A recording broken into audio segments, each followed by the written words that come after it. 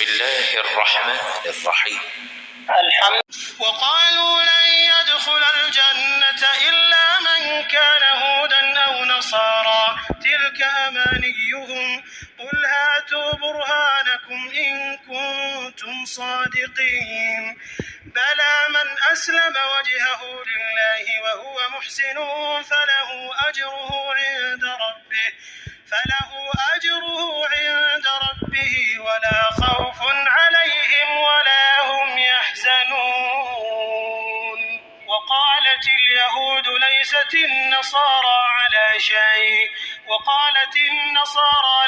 اليهود على شيء وهم يتلون الكتاب كذلك قال الذين لا يعلمون مثل قولهم فالله يحكم بينهم يوم القيامة فيما كانوا فيه يختلفون.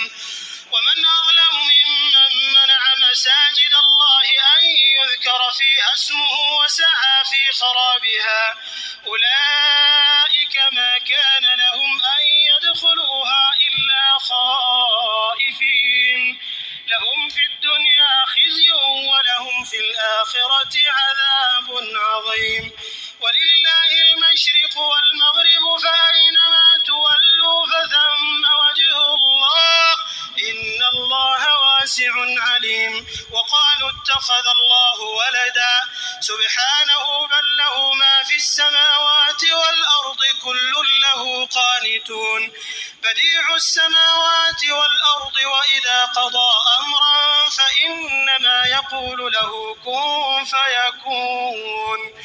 وقال الذين لا يعلمون لولا يكلمنا الله أو تأتينا آية كذلك قال الذين من قبلهم مثل قولهم تشابهت قلوبهم قد بينا الآيات لقوم يوقنون. إنا أرسلناك بالحق بشيرا ونذيرا ولا تسأل عن أصحاب الجحيم.